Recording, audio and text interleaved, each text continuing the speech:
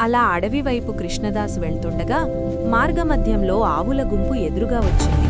ఒక గొల్లబాలుడరుస్తూ, "స్వామీ, ఆగండి, ఆవులస్తున్నాయి" అన్నాడు. కాని కృష్ణదాస్ ఆగలేదు. బాలుడు మళ్లీ గట్టిగా, "స్వామీ, కొంచెం ఆగండి" అని అన్నాడు.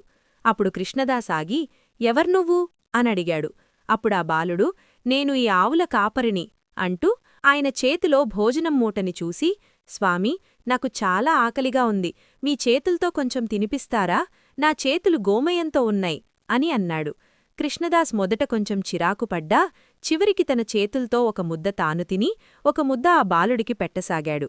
2-3 ముద్దలు తినిపించిన తర్వాత బాలుడి కళ్లలో నీళ్లు కనిపించాయి. "ఏమైంది? ఎందుకేడుస్తున్నావు?" అని కృష్ణదాస్ అడిగాడు. అప్పుడు బాలుడు చిరునవ్వుతో, "నువ్వు ప్రతిరోజూ నాకు మాల వేసేవాడివి కదా, ఈరోజు వెయ్యలేదుగా" అని.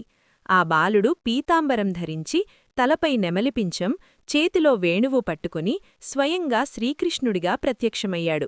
"నేనే నీ కృష్ణుణ్ణి, నువ్వు మాల వేయగానే అది నన్ను ఆలింగనం చేసినట్టుంటుంది. ఈరోజు ఆ అనుభూతి రాలేదు. ఎంతో ఎదురుచూశాను, నువ్వు రాలేదు. భక్తులు చాలామంది భోగం పెట్టారు, కాని నేను ఎవ్వరి చేతివంట తినలేదు. నా కృష్ణదాస్ చేతులారా తినాలని వచ్చాను" అని అన్నాడు. అది విన్న కృష్ణదాస్ ఇంకా కొంచెం కోపంగా, "నేనిప్పుడు రాధమ్మ దగ్గరకు వెళ్తున్నాను.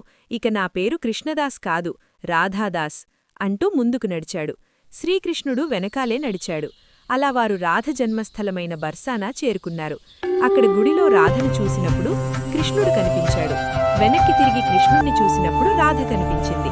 అప్పుడు కృష్ణదాస్కు అర్థమైంది, రాధాకృష్ణులు వేరువేరు కాదని, ఒకే పరమతత్వమని. ఆయన కళ్లల్లో ఆనందభాష్పాలు వెల్లివిరిశాయి. ఆయన భక్తి పరిపూర్ణమైంది. ఈ వీడియో మీకు నచ్చినట్లయితే కమెంట్స్లో "జై శ్రీకృష్ణ" అని టైప్ చేయండి.